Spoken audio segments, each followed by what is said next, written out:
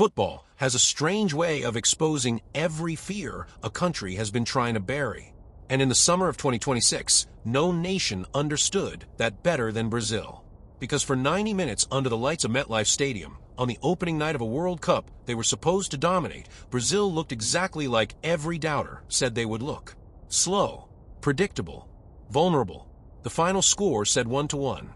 The mood said something worse. It said maybe again. Maybe another World Cup where the yellow shirt looks heavier than the players wearing it. Maybe another campaign where the talent isn't enough. Maybe another summer that ends the same way 2014 ended. The same way 2018 ended. The same way 2022 ended. In tears. In silence. In questions nobody in that dressing room wanted to answer. But here's what almost everyone got wrong that night in New Jersey. And this is the part one need you to sit with before we go any further. Because what happened over the next 14 days is one of the fastest tactical rebuilds a World Cup favorite has ever produced on live television. And by the end of this breakdown, you're going to understand exactly how Carlo Ancelotti flipped the Seleção inside out. One system change, one striker nobody expected, and one player who finally became on his national team the monster he's always been for Real Madrid. If you're a Brazil fan carrying the scars of the last 3 tournaments, this one's for you. If you don't follow the Seleção closely, but you love watching a great manager solve a broken team in real time, you're in the right place too. Because we're not just walking through match reports here. We're walking through a case study on how one of the most decorated coaches alive rebuilt a national identity in less than 3 weeks. And there's one specific tactical decision buried inside match 2 that a lot of pundits still haven't given full credit for. We'll get there, but first we need to go back to the Morocco night. Because nothing that happened after makes sense until you understand how bad that opener actually felt to the country back home. Pausa. Social media didn't wait for the post-game. Within minutes of the final whistle in New Jersey, the timeline turned into a courtroom. Casemiro looked a step slow. The front line looked disconnected. Bruno Guimarães kept stepping into the same zones Casemiro was already occupying. The 4-2-3-1 looked like a shape without a purpose, and every problem this team has hidden for the last 4 years suddenly had a hashtag next to it. The old fears came back in 10 minutes. And in Brazil, the old fears travel fast. By sunrise, every serious football show in Sao Paulo, Rio, London, and Madrid was pointing at the same list of complaints. The midfield had no control. The wingers had no service. The number 9 had no space. And the biggest question in world football climbed straight to the top of every timeline. Could Carlo Ancelotti, the most decorated club coach on the planet, actually turn this into a World Cup winner in the middle of a tournament that was already moving? Make no mistake about how big that hire was. This wasn't a routine appointment. This was the Brazilian Football Confederation walking into their own kitchen, throwing out decades of tradition, and handing the keys of the most successful national team in football history to an Italian who had never coached a single international match before this campaign. A country that has always demanded its own accent in the dugout, hiring the calmest voice in European football. That decision alone could break a federation. And on the night of the Morocco draw, it looked like it might. But here's what nobody in that timeline storm was ready to hear yet. Ancelotti has spent 30 years studying one specific thing. Not how to shout the loudest. Not how to make grown men afraid of him. He has spent 30 years learning how to look at a broken machine and figure out exactly which piece is in the wrong place. And in the days after Morocco, that's exactly what he did. Quietly, without a press conference, without a war of words. So before we get to what he changed, we need to look at what he was actually staring at when the flight home from New Jersey landed in the team's training base. Because the fix wasn't a mystery. Pausa, the fix was hiding in plain sight the whole time. To understand what Ancelotti was really walking into after Morocco, you have to understand the weight this generation of Brazilian players carries every time they step onto a World Cup pitch. It's not one bad memory. It's 3 of them, stacked on top of each other. Fresh, public, never fully processed. Start in 2014. Home soil. Belo Horizonte. A semi-final against Germany that a lot of Brazilian fans still refuse to rewatch. 7 goals. Half of them in the space of 6 minutes. A stadium full of people watching their national team disintegrate in front of the world in real time. To this day, if you ask a Brazilian to tell you the exact minute Cruz scored the 3rd, most of them can. Because that game didn't just end the tournament. It ended an era. It ripped the "we can't lose at home" identity out of Brazilian football, and it never came back the same way. Then 2018, Russia. This time no 7. This time something more painful. A quarter-final exit to Belgium. On paper, a defeat you can survive. In practice, a defeat that told the world Brazil had become a team that could be knocked out by any well-organized side with 2 counterattackers and a plan. Neymar limping through a tournament he wasn't fully fit for. Tight trying to hold together a project that never really found a spine. The exit was quiet, which somehow made it worse. Then 2022, Qatar. And this one hurts the most because for 45 minutes, Brazil looked like a team that had actually solved the problem. The Samba goals against South Korea in the round of 16 were the loudest signal in years that the Seleção was back. Then, 6 days later, the quarterfinal against Croatia. Extra time. Neymar's goal that everyone thought was going to be the moment. Then a Croatia equalizer that didn't feel real. Then penalties. Then home again. Empty-handed again. 2 more decades of next time packed into a single flight back to Brazil. That's the wall Ancelotti walked into. 3 tournaments. 3 exits, 3 different versions of the same story, and every single player in that current squad had been part of at least one of those exits. Vinícius, Rodrigo, Casemiro, Alisson, Marquinhos. They didn't just lose games. They inherited a national trauma. And that trauma is exactly why, in the weeks before this World Cup, half of Brazilian football was still not sure this project was going to work. Because on top of the ghosts of the past, there was the ghost of the present. And that ghost had an Italian accent. Pausa. Let's be honest about what the Ancelotti hire actually was. It broke a rule Brazilian football had defended for almost 100 years.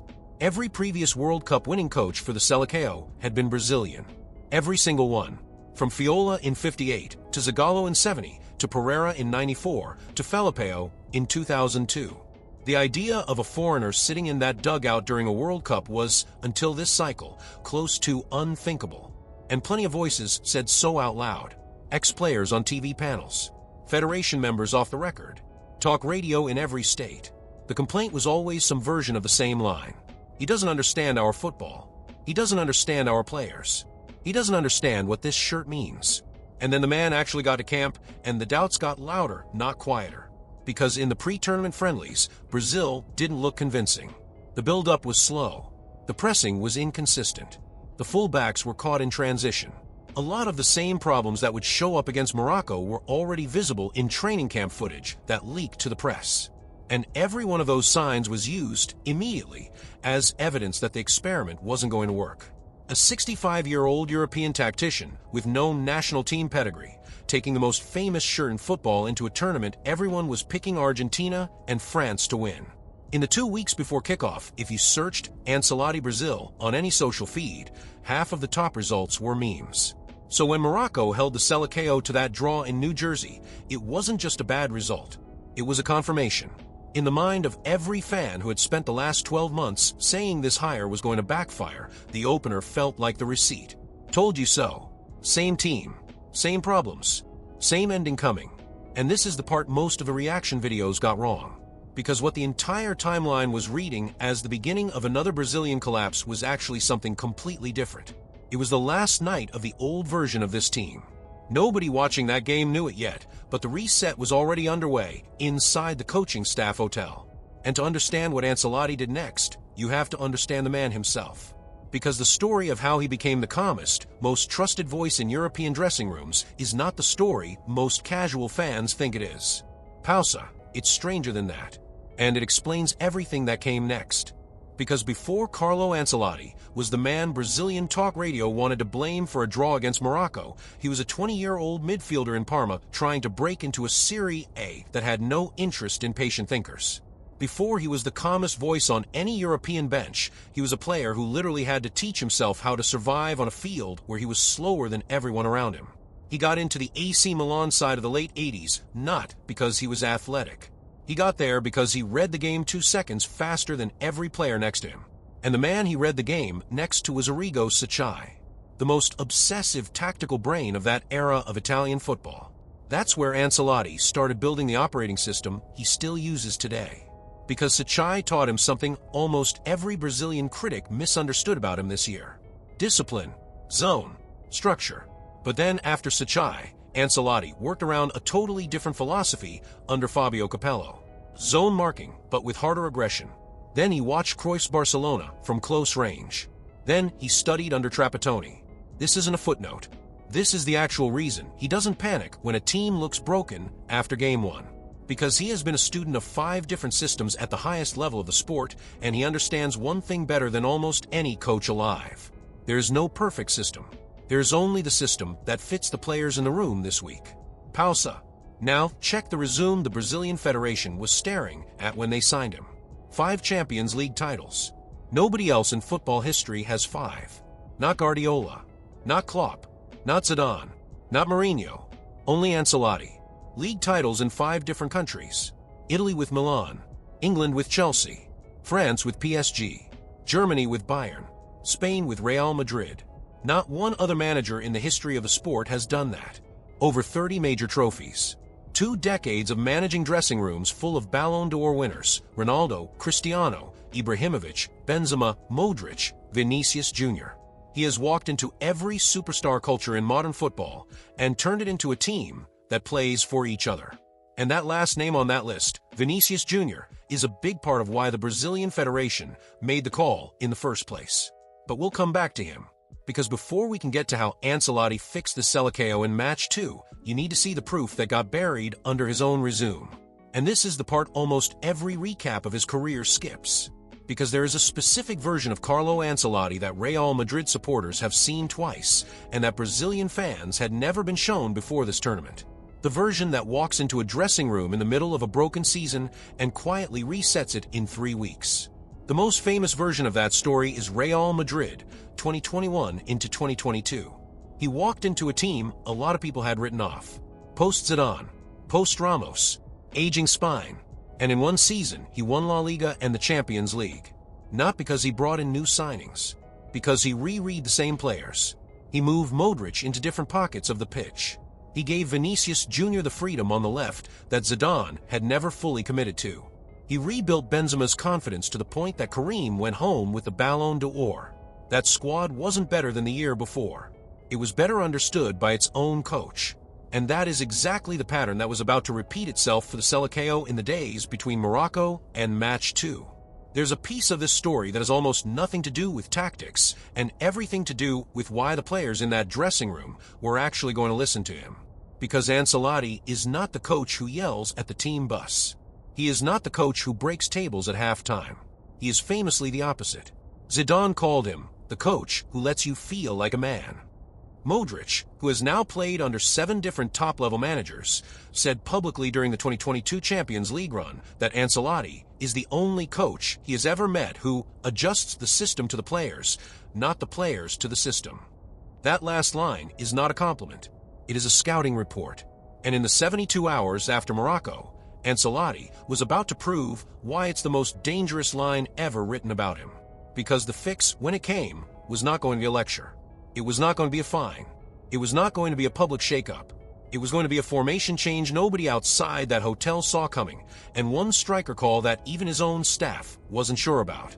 Pausa, and it was about to break every prediction the tournament had made about Brazil. To understand what Ancelotti actually saw when he opened the tape of the Morocco game the next morning, you have to understand something almost nobody said out loud in the middle of that timeline storm. Brazil didn't drop points in New Jersey because Brazil didn't have talent. Brazil drew that game because Brazil wasn't playing like Brazil. And there is a specific tactical reason for that, and it's the reason he changed everything before match 2. The system Brazil went into the tournament with was a 4-2-3-1. 2 holding midfielders. Casemiro on one side of that pivot, Bruno Guimarães on the other. Then Rodrigo in the number 10. Vinícius Júnior on the left. Rafinha on the right.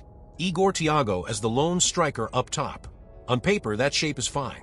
In practice, against Morocco, it created a very specific problem. Because when you play 2 number 6s side by side, you either commit to one of them being the destroyer and the other one being the passer, or you accept that both of them are going to end up defending the same zone. Ancelotti was watching that second thing happen for 90 minutes. Casemiro would drop deep to protect the back 4. Bruno would drop deep to help. And Brazil suddenly had 2 of their best midfielders occupying the same 6 meters of grass, with no bridge between the defense and the attack. Rodrigo, playing as a 10 with no support underneath him, kept dropping into midfield to get the ball. That pulled him off the last line. Then Thiago up top, waiting for a pass that never had a body to come from, kept drifting wider to look for touches, which pulled Brazil's number 9 off the box. So by minute 60 against Morocco, the shape had collapsed inward. Vinícius was isolated on the left, no runners in the middle, no depth up top. That's why every dribble he tried that night ended with him surrounded by 3 defenders and no yellow shirt inside the penalty area. That is not a Vinícius problem. That is a spacing problem. And Ancelotti diagnosed it inside 48 hours. Pausa. His answer was the biggest structural change of the tournament so far. Out went the 4-2-3-1. In came a 4-3-3. And that is not just a formation swap. It's a rewriting of who does what. Because in a 4-3-3, Casemiro stops being one of 2 6s and becomes the 6. The single defensive shield in front of the back line. His entire game changed the moment he stopped having to negotiate zones with Bruno. Suddenly he had one job. Protect the back 4. Read the pass. Kill the counter. Vintage Casemiro.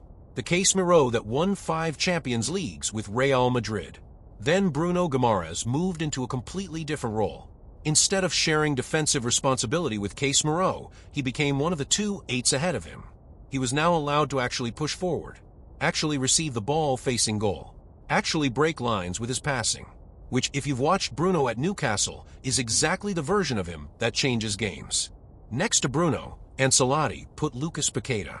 And this is where a lot of people miss the intelligence of the move. Because Paqueta doesn't get the headlines, but Paqueta is the exact profile you need next to Bruno. He runs, he presses, he wins the ball back 3 meters higher up the pitch than Bruno wants to. And once he wins it, he immediately releases somebody, which frees Bruno to be a creator instead of a 2-way midfielder. And it frees Vinícius on the left to get the ball facing the defender instead of facing his own goal. If you're enjoying this breakdown so far, do me a quick favor and hit the like button. The algorithm rewards this channel every time you do it, and it helps the next Brazil fan trying to figure out what actually happened to this team in the group stage land on the same explanation. Takes 2 seconds. Then let's keep going. Pausa. Because the second decision Ancelotti made was the one that surprised his own coaching staff. He looked at that new 4-3-3 shape and asked himself one very specific question. Who is the number 9 that fits this new midfield? Igor Thiago is a fine footballer. He is a real target man. He holds the ball up. He wins headers. But he is not the striker who moves into space the second Bruno turns his head up. He is not the striker who reads a Vinícius dribble 2 seconds before it happens. He is not the striker who lives in the pocket between the center backs and pounces on a loose ball inside the 6-yard box. Matheus Cunha is. And that's why Ancelotti made the call. Even though, and this is the part that made the decision so brave, Cunha hadn't even been used as a traditional number 9 at his club for most of the 2025-26 season. Managers there kept dropping him into deeper positions. False 9, left forward, second striker, almost anything except the pure center forward role. Ancelotti looked at all of that tape and made a completely different reading. He saw a striker whose instincts weren't being served by his club role. He saw movement. He saw chaos. He saw a 9 who doesn't wait for the game to come to him, he attacks it. And so he made the swap that nobody predicted.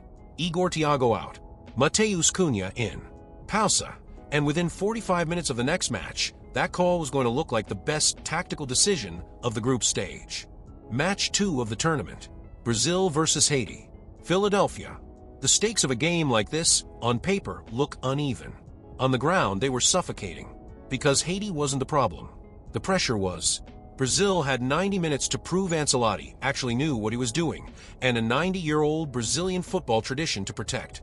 Win convincingly, or the entire foreign coach experiment starts to look like the receipt every critic was already writing. The Seleção walked out of the tunnel at Lincoln Financial Field looking like a different team from the one that had stumbled through New Jersey 5 days earlier. And this is the part that's important. It wasn't just tactical. It was visible in the body language before a single ball was played. Vinícius, warming up on the left touchline, was smiling. Casemiro, barking instructions in the huddle, was standing taller. Bruno Guimarães, next to Paqueta in the middle circle, looked like a man who had finally been told what his job was. The 4-3-3 wasn't just cleaner on paper. It was cleaner on the grass. Brazil was pressing higher, moving the ball faster, arriving in the final third, with actual bodies in the box. Rafinha thought he had broken the deadlock early after Bruno sliced open the Haiti defense with a beautifully weighted scoop pass over the top. The offside flag denied it. Under the old Brazil, that kind of chance called back for offside might have deflated the whole team. This time it did the opposite. It confirmed something. The shape worked. The passing lanes were there. The next one was coming. It was just a matter of when. Pausa. It came in the 25th minute. Vinícius Júnior picked up the ball on the left, took two defenders on, drove into the box, and hammered a shot that forced Johnny Placid into a desperate save. The ball bounced loose in the 6-yard box. And here is where you see the entire logic of the Cunha bet in one moment. Because Igor Thiago, a proper target man, is often 2 seconds late reading that kind of rebound. That's not a criticism. That's just his profile. He's the guy holding position, waiting to attack the cross. Cunha is not that. Cunha lives in that half second of chaos. He reacted before the Haitian defender did. One touch, one finish, one goal. And the Seleção had a lead at the World Cup for the first time in what felt like forever. And then he did it again, 12 minutes later. This time Vinícius played the through ball, perfectly weighted, right through the last line of Haiti's defense. Cunha exploded into the space, one glance at the keeper, one strike into the roof of the net. 2-0. 2 goals in 12 minutes for a striker whose own club had barely trusted him as a number 9 all season. And every fan in that stadium, every Brazilian watching back home, felt the same thing land at once. This is not the same Seleção. This is a team that is arriving. This is the version we were promised. This is the version we were told Ancelotti was going to build. Then came the moment that officially killed the game and arguably launched the tournament arc for the player Brazil most needed to unlock. Because right before halftime, Vinícius Júnior finally scored the goal Brazilian fans had been waiting years to see him score in a yellow shirt. Not the club version, disappearing behind opposing defenses on Bernabeu nights. The national team version, racing behind Haiti's backline, calm through on goal, slotting the third home. 3-0 at halftime. 2 Cunha finishes off Vinícius' service. Vinícius topping off the first act with his own name on the score sheet, walking off the pitch at the whistle looking like a player who had suddenly remembered what he was capable of. Pausa. The second half wasn't about goals. It was about control. And that's the part of a redemption story people miss. The arc is only real if the team can also close out a game without needing to score again. Ancelotti's Brazil did exactly that. Casemiro protected the defense with the kind of authority the Champions League used to see. Gabriel Magalhães won every aerial duel that mattered. Marquinhos organized the offside trap like a manager on the pitch. And when Haiti finally got their one real look, Alisson produced a save that reminded the world he's still one of the 2 or 3 best goalkeepers on the planet. Endrick even had a 4th disallowed for offside in the closing minutes. Nobody cared. The scoreline was already the point. 3-0. First clean sheet of the tournament. First truly convincing performance. First proof that Ancelotti's ideas weren't a theory, they were a working machine. In the tunnel after the whistle, the cameras caught Vinícius laughing with Cunha. 2 players nobody had trusted in a Brazil shirt fully. Now the 2 most important players of the group stage. That's what a system change actually looks like when it hits. And it would have been very Brazilian to look at that result and dismiss the win. Haiti isn't Argentina. Haiti isn't France. Any decent team beats Haiti 3-0. That was the argument on the pundit shows the next morning, and honestly, it wasn't a bad one. Because in football, one win against a lower-ranked side is a scoreline. It's not a pattern. The real test was 5 days away. Scotland, a tougher opponent, a tighter game, and the entire question of whether the Ancelotti reset was real or whether it had been a comfortable evening against a defense that was always going to get pulled apart was going to be answered under the lights of Match 3. Pausa, and Brazil was about to answer it in a way even Ancelotti didn't fully expect. Match 3. Group C decider. Brazil versus Scotland. The stadium was louder. The stakes were higher. The margin for error was gone. Because a draw here still gave Brazil enough to top the group, but a draw here also meant the Haiti win got quietly reclassified in every football conversation as a nice night against a bad team. Ancelotti needed a second performance against a European side that answered the question the pundits had asked the morning after Philadelphia. Was the reset real or was it scoreline? 7 minutes. That's all it took. And this is the part of the Scotland game people are going to be replaying in Brazilian TV montages for the next 4 years. Because if you want to see the entire Ancelotti effect in a single sequence, this was it. Scotland had the ball. Their midfielder played a lazy pass across the middle third, the kind of pass a team plays when they haven't been made to worry yet. Ryan read it before anyone else on the pitch. And this is a 19-year-old teenager playing his first minutes at a World Cup, anticipating a European international's pass 2 seconds early. He intercepted, took one look forward, and immediately slid the ball into the space Vinícius Júnior was already sprinting into. One touch around the goalkeeper. Empty net. 1-0. Simple. Clinical. Relentless.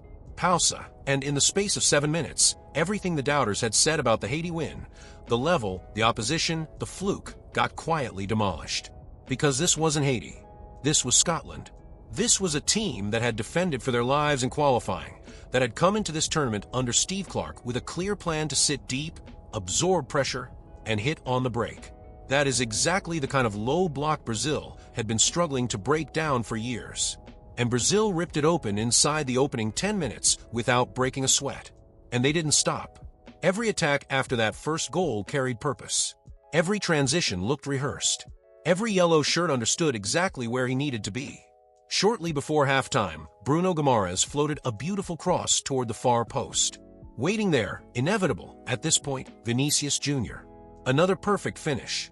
His second goal of the evening. His fourth goal of the tournament. And here's the number that mattered even more than the 4 goals. 0. That is how many times over the last 2 years anyone had watched Vinícius play for Brazil and thought, he looks like the Real Madrid version tonight. That version had finally showed up, and it had showed up in a knockout round rehearsal. Pausa. Scotland tried to respond after the break. Scott McTominay finally forced Alisson into action with a strike that would have beaten most goalkeepers on the planet. Alisson didn't blink.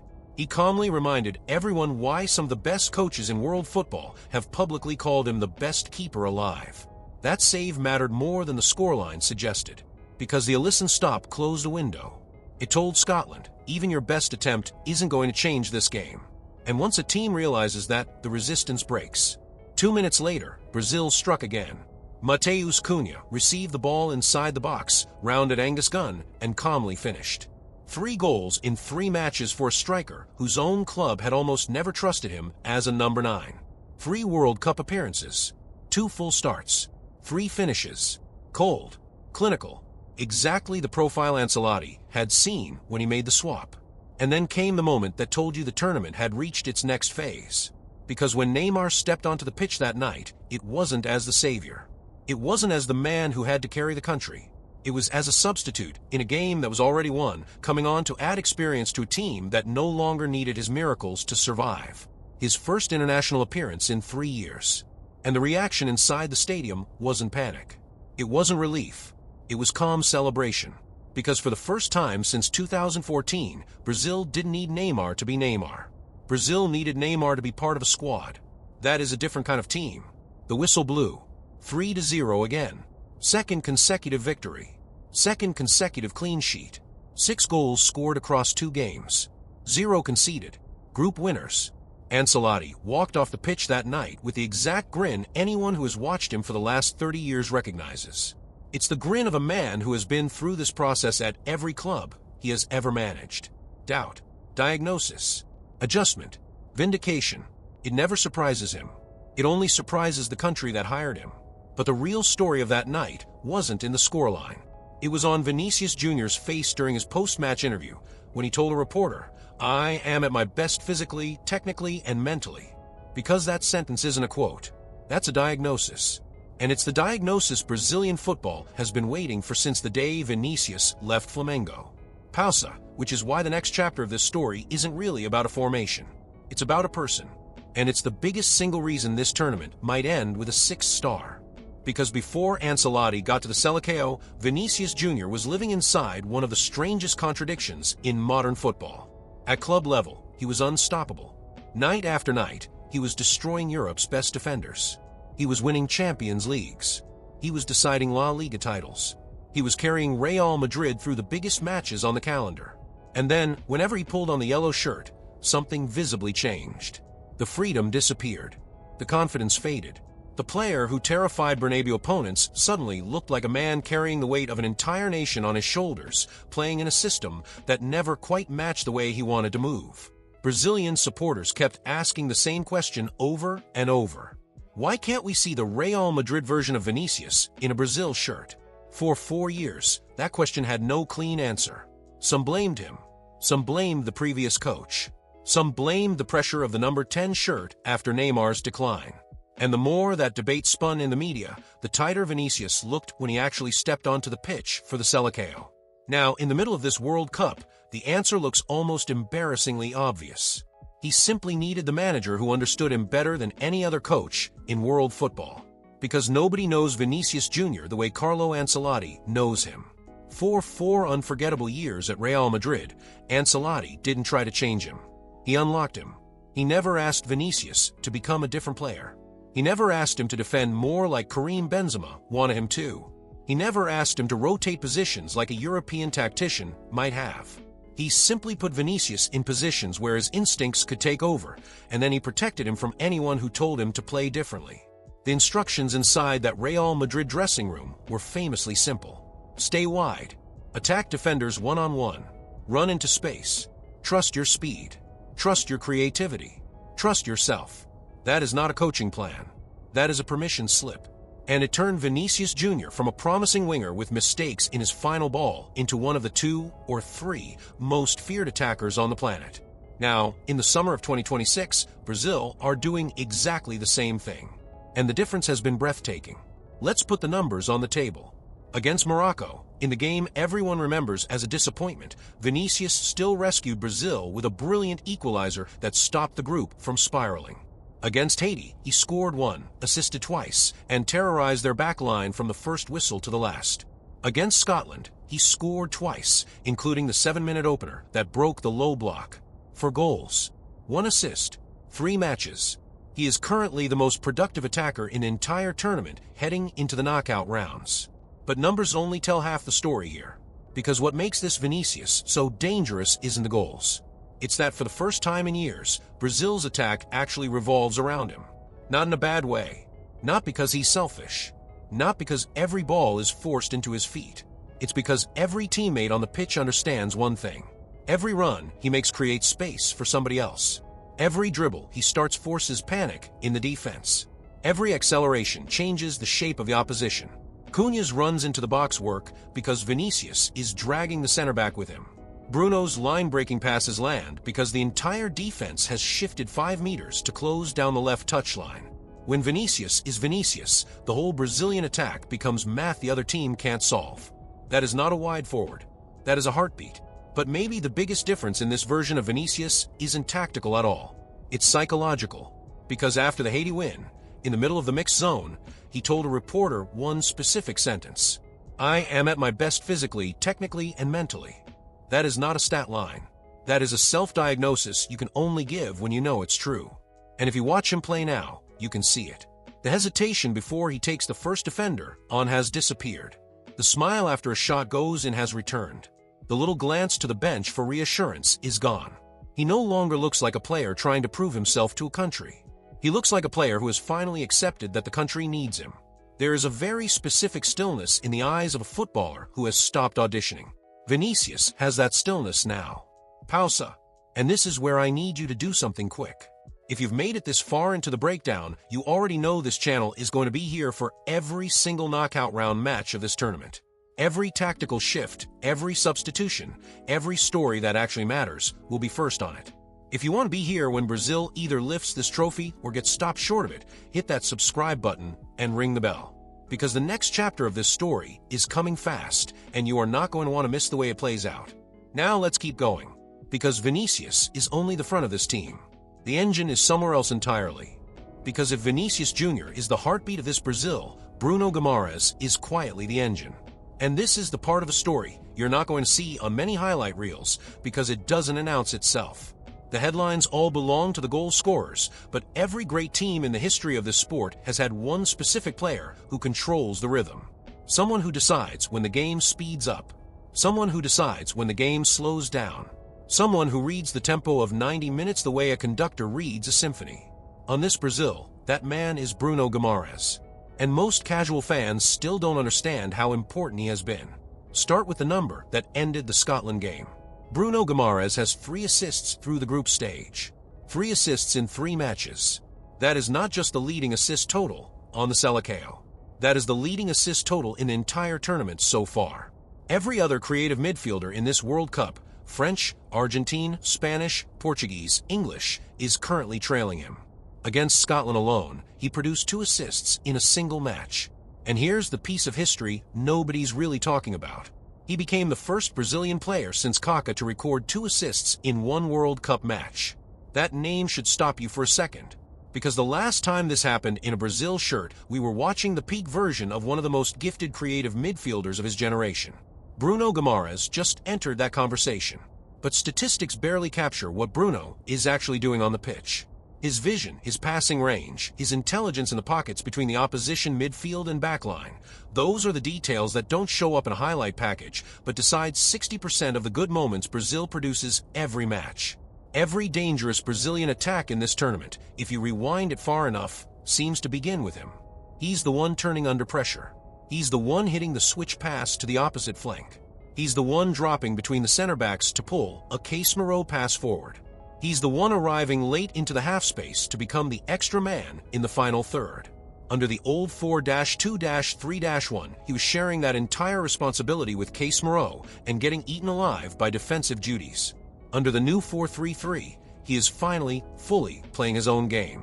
And you can see it. Beside him, Lucas Paqueta is doing something equally important that most match previews will completely ignore. Because Paqueta provides the one thing Bruno cannot provide by himself. Balance. In a midfield built around a creator like Bruno, you need somebody who does the invisible work. Somebody who runs when Bruno needs a runner. Somebody who presses when Bruno needs pressure.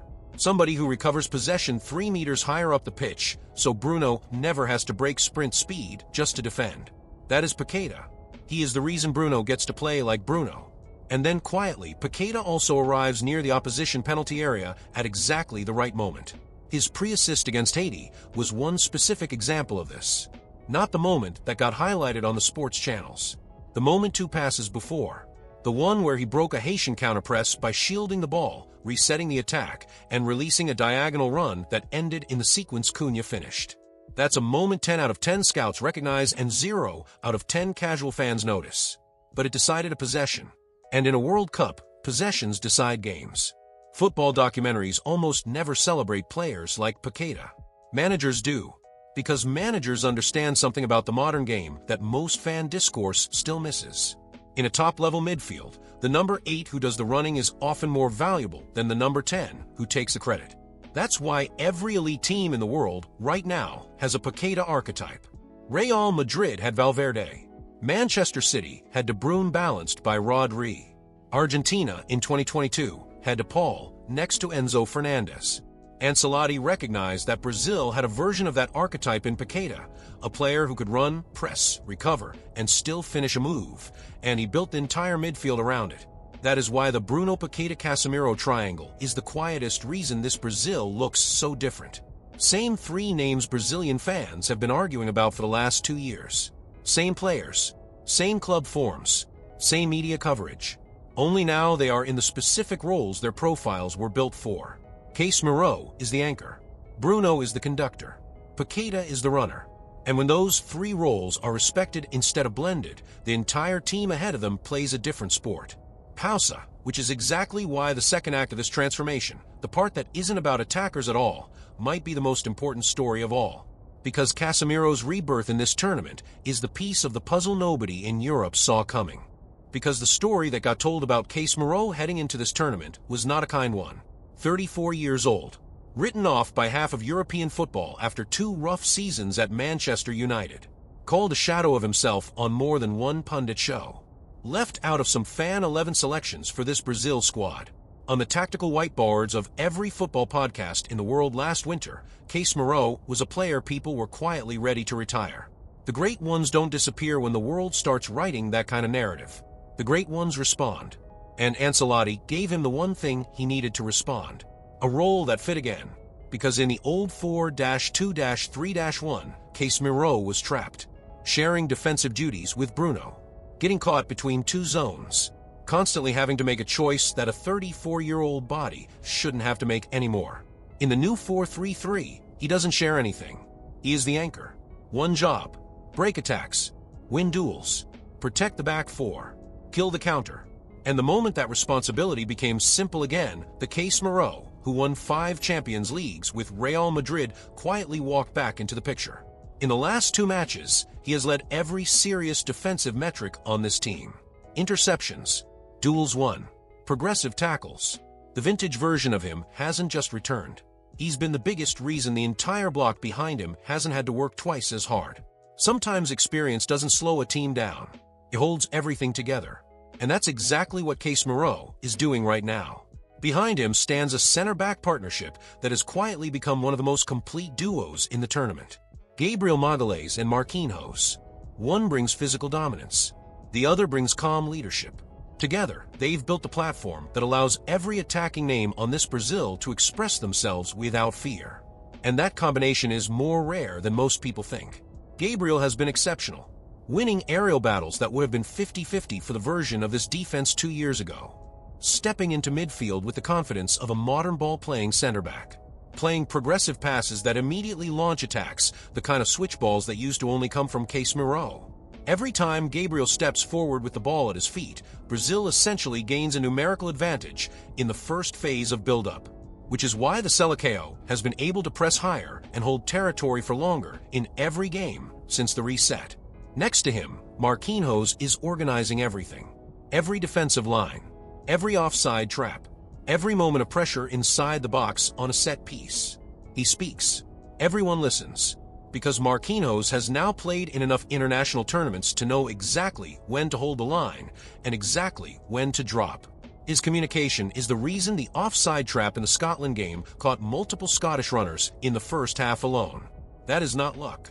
That is a captain's voice. And there's a reason the armband keeps landing on his chest. Then, in the moments when even that structure gets broken, there is one final layer of protection. And his name is Alisson Becker. Goalkeepers rarely dominate the headlines unless they make mistakes. That is the strange reality of their position. When they do their job well, they disappear from a conversation. When they do their job badly, they run the conversation for a week. And that is why Brazil, quietly, has been very lucky to have exactly the goalkeeper they have in this tournament. Because Alisson has been enormous in a way that hasn't received nearly enough public credit. Against Morocco, when the game was slipping and everyone was blaming the shape, Alisson made crucial saves that kept Brazil alive in a match where the alternative would have been a full-blown crisis, not a draw. Against Haiti, in the second half, he protected the clean sheet with a magnificent reaction stop from close range that stopped the shutout narrative from unraveling. Against Scotland, he denied Scott McTominay from distance in a moment that could have completely changed the psychology of the match if the ball had gone in. Every single one of those saves might not look like much on a Sunday morning replay. But great goalkeepers rarely make 10 spectacular saves in a game. They make the one save that changes everything. That is exactly what Alisson has been doing. Add it up. Casemiro protecting the back four. Gabriel dominating the air. Marquinhos organizing the block. Alisson closing the final door. That is not a coincidence. That is a defensive spine that has now conceded exactly 1 goal in 3 matches at a World Cup. And every attacking name we've talked about in this video, Vinícius, Cunha, Bruno, Paqueta, has the freedom to attack precisely because that spine exists behind them. Ancelotti didn't just fix the attack. He completed the balance. Pausa, but there's one more piece of this rebuild we haven't touched yet. And it's the piece that changes how dangerous Brazil actually becomes in the knockout rounds. Look at every serious team that has actually lifted a World Cup in the last 2 decades. Not the teams that made a run. The teams that finished the job. France in 2018. Argentina in 2022. Germany in 2014. Spain in 2010. Every single one of them had one specific thing in common that almost no fan discourse ever talks about. It wasn't the starting 11. It was the bench. Because in a modern World Cup, where matches are decided in extra time, penalties, and the exhausting 100th minute of a knockout, the team that has real weapons on the bench is the team that survives. And this Brazil finally has that bench. Start with the one name that changes the temperature of every stadium the moment he stands up. Neymar. And this is the part of the story that would have been impossible to imagine 3 years ago. Because there was a time, long, painful, publicly documented, when Brazilian football lived or died with Neymar's fitness report. If his ankle was bothering him, the country panicked. If he was rusty, the country panicked. If he was carrying an injury into the tournament, the country planned for another quarterfinal exit. That was the entire operating system of the Seleção from 2014 through 2022. One player carrying the weight of an entire nation, and a squad built around either protecting him or replacing him. Now, in this World Cup, Neymar has walked into the Ancelotti version of the same team, and the pressure has completely inverted. His first appearance in 3 years came against Scotland as a substitute in a game that was already won. And you could see the moment on his face when he touched the ball for the first time. He wasn't the savior anymore. He was a helper. He was there to see out a lead. He was there to be a senior voice inside the tunnel at halftime. He was there to add veteran calm to a team that no longer needed his miracles to survive. That is a completely different kind of Neymar. And this Brazil is a completely different kind of team because of it. And then there's Endrick, still a teenager, already fearless, coming off the bench against Haiti with the kind of body language you only see from players who genuinely don't understand pressure yet. He very nearly scored a fourth in the closing minutes before an offside flag denied him, and the way he ran back to the halfway line after the flag went up was the tell. He didn't slouch. He didn't shake his head. He jogged back like a player who knew the next chance was coming. That is a mentality you can't teach, and is the kind of mentality that decides an extra-time goal in the round of 16. Ancelotti has that available on his bench. Right there. Ready. Next to him is Ryan, 19 years old. Just announced himself at a World Cup with the interception that started Vinícius's opener against Scotland. And this is the piece that even a lot of Brazilian fans didn't fully appreciate in the moment. Because the Ryan intercept wasn't a lucky read. It was a young player showing that his football intelligence is already tournament ready. He is now a coach's dream in the knockout rounds. A late-game weapon, a pressing engine that can be dropped into a match to change the rhythm without changing the shape. In a tournament decided by margins, that profile is worth its weight in gold. And behind those two are the other names most previews will barely mention, but every Brazilian dressing room understands. Martinelli, Rafinha, Rodrigo, Igor Thiago. Every one of them is a rotation option that keeps Brazil's intensity level exactly where it needs to be for 90 minutes. Because that is the modern World Cup reality.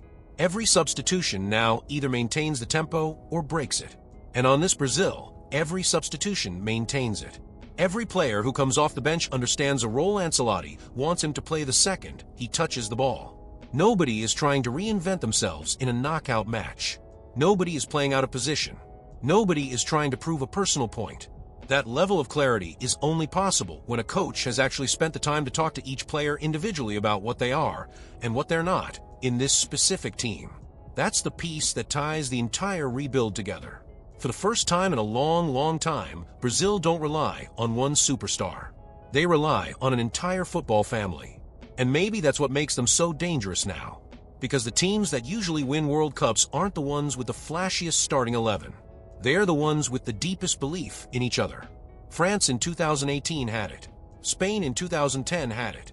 Argentina proved it 4 years ago in Qatar. And right now, Brazil are starting to look exactly like that kind of team. A team willing to suffer together, celebrate together, defend together, attack together. Pausa, which is why the honest questions we still haven't answered, the questions about what could go wrong in the knockout rounds, matter more than ever. Because a team like this doesn't lose B. Now, let's be genuinely honest for a moment. Because if this video only celebrates and never questions, then we're doing exactly the kind of hype-shaped football content that ages badly the second the knockout rounds start. So let's do the thing every serious analyst does at this stage of the tournament. Let's list what could still go wrong. Start with the shape. The 4-3-3 has looked incredible against Haiti and against Scotland. But be careful, because Haiti, whatever we say about their organization, is not a team that can hurt you in transition. And Scotland, whatever we say about their qualifying spirit, is not a team that has 3 world-class attackers who can pass through you at will. Every knockout opponent Brazil could face from this point forward is going to be a completely different test. Argentina, if the draw runs that way. France, Spain, Portugal, Germany. Any one of them can put 5 attacking players on the pitch who will genuinely stress the Casemiro-Bruno triangle for 90 minutes, not for stretches. Ancelotti's system works. What we haven't seen yet is whether it works against a top 5 team on the planet.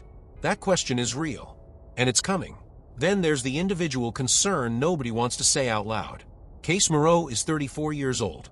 In the group stage, he has been rested by favorable scorelines. Every match, he was able to slow down after the 70th minute because Brazil was already 3-0 up. That won't happen in the round of 16. That won't happen in a quarterfinal. The real question about Casemiro isn't whether he can play 60 minutes at vintage level. He obviously can. The question is whether he can play the 118th minute of an extra-time knockout against a team that has been running at his back for the entire night. We don't have the answer to that yet. And Ancelotti's staff, if they're being honest inside that hotel, know it. Cunha is another honest concern. 3 goals in 3 matches sounds like a striker on fire. But every one of those goals came in a game Brazil was controlling. In a match where the chances were flowing, the spaces were opening, and the pressure was low. That is not the same test as being the number 9 of Brazil in a tight, tense 1-0 knockout where the team needs you to finish the 1/2 chance you get in 90 minutes. We haven't seen Cunha in that specific situation yet. And history is full of strikers who scored freely in the group stage and disappeared the moment the games got tight. Vinícius Júnior carries his own honest concern, and it's not a football one. It's a psychological one, because his history with pressure inside knockout tournaments hasn't always been calm. There have been red cards, frustration moments, technical fouls that came from an emotional edge more than a tactical decision. If a defender starts making it personal, kicking early, talking during set pieces, targeting his ankles the way European defenders have started doing in La Liga, the question is whether the new, physically, technically, mentally at my best, Vinícius holds his composure, or whether the old Vinícius shows up. Ancelotti trusts him. But trust doesn't stop a yellow card in the 78th minute of a quarterfinal. Set pieces are the last honest concern, because in 3 group stage matches, Brazil hasn't yet had to defend a full 90 minutes of high-quality dead ball delivery. Scotland tried a couple of corners. Haiti barely got any. Morocco produced a few, and one of them fed into the sequence that ended in the 1-1. That is the sample. In a knockout round against a team with a genuine set-piece specialist, a Kimmich, a Kroos, an Odegaard, the Brazilian aerial block will be tested in a completely different way. And that is exactly the kind of margin that decides quarterfinals. Add all of that up, and here is the fair version of the Brazil story. This is a team that has genuinely answered a lot of questions in the group stage, but it hasn't yet answered the biggest ones. The 4-3-3 has broken low blocks and shredded defensive teams. It hasn't yet had to break a team that can attack back. Casemiro looks vintage. He hasn't yet had to hold his shape at minute 115. Cunha looks clinical. He hasn't yet had to score the ugly goal that steals a tight match. Vinícius looks free. He hasn't yet had to keep his composure inside a stadium built to break it. That is the honest version. And even after all of that honesty, here is what still cannot be denied. This Brazil has already done something the last 3 World Cup Brazils never managed to do this quickly. They have completely rewritten their own identity inside a single tournament with the same players in less than 3 weeks, without a public crisis, without a leaked argument, without a media feud. That specific transformation, quiet, fast, honest, has been Ancelotti's fingerprint on every dressing room he has ever walked into. And it doesn't mean Brazil will lift the trophy. It means Brazil has finally become the team that could, which is exactly why the last piece of this story isn't really about football at all. It's about what this generation has been trying to prove for the last 12 years. There is a specific kind of story Brazilian football has been trying to tell itself since the 7th Kroos goal hit the back of Julio Cesar's net in 2014. A story about a country that stopped believing in its own myth. Because that is what happened that night in Belo Horizonte. Brazilian football didn't just lose a semi-final. It lost the argument that had defined the sport for 60 years. The argument that said the yellow shirt was different. The argument that said no matter how bad it got, no matter who the coach was, no matter which players you had, the number 10 on the back of a Brazilian shirt would always find a way. That argument died in 6 minutes in Mineiro. And for the last 12 years, every version of the Seleção has been trying to re-earn the right to say it out loud again. 2018 didn't do it. 2022 didn't do it. Copa America wins were nice, but they weren't the trophy that closed the loop. Every clean sheet was measured against the 7. Every quarterfinal exit was another confirmation that the myth was gone. And every young Brazilian player who came through the ranks, Vinícius, Rodrigo, Endrick, Ryan, grew up inside a national conversation that started every tournament with the same sentence. Can we finally stop being scared of ourselves? That is the sentence Ancelotti walked into. And that is the sentence this Brazil is quietly starting to erase. Not with a speech, not with a manifesto, with 3 games, 1 draw, 2 3-0 wins, 6 goals scored, 1 conceded, and a system change that has completely rebuilt an identity nobody thought could be rebuilt this fast. Football has a strange way of exposing every fear a country has been trying to bury, and also has a strange way sometimes of offering that country a chance to bury those fears for good. This Seleção has that chance. Whether they take it will be decided in the next 4 matches. Nothing before then matters as much as what happens inside that specific window. So here's the honest question this video leaves you with. Not the polite one, not the neutral one, the one that actually matters. Do you believe this Brazil finishes the job? Do you look at the 4-3-3, at the Casemiro rebirth, at the Vinícius unlock, at the Ancelotti calm, and think this is the year the 6th star finally lands? Or do you look at the honest concerns we just listed, the untested spine, the 34-year-old anchor, the striker with 3 group stage goals in easy matches, and think this is another beautiful group stage before another quiet exit? Because both answers are defensible right now. And that is exactly why the knockout round is going to be one of the most watched moments in Brazilian football since 2014. Drop your answer in the comments below. And be specific, because I want to know 3 things from you. First, who deserves more credit for this transformation, Ancelotti or Vinícius Júnior? That's not a soft question. Pick one. Say why. Second, was hiring a foreign coach for the first time in Brazilian World Cup history the right call, or does it still feel like an experiment even after these results? And third, the honest one, do you believe this Seleção actually lifts the trophy, or do you think the knockout round exposes the exact weaknesses we spent the last chapter listing? Say it. Don't hedge. The comment section is going to become the best conversation on football all summer, and I want your voice inside it. While you're down there, if you haven't already, hit the like button. It's the fastest way to help the algorithm push this analysis to the next Brazil fan trying to understand what's actually going on with the Seleção. Subscribe to the channel and ring the bell if you want to be here for every knockout round breakdown, every tactical shift, every substitution that ends up deciding the tournament. We're not stopping until this thing is decided one way or the other. And when it is, we're going to be first on it, because that's what we do here. We don't just tell you what happened. We uncover why it happened. Every great story of this World Cup is only just beginning. The Ancelotti chapter has 3 more matches. The Vinícius chapter has 3 more nights. The Brazil chapter has been waiting for 12 years to finish. And if you enjoyed this journey into the story behind the Seleção's resurgence, make sure you're here for the next chapter. Because the greatest stories of this World Cup are only just beginning. And trust me, you are not going to want to miss what's coming next.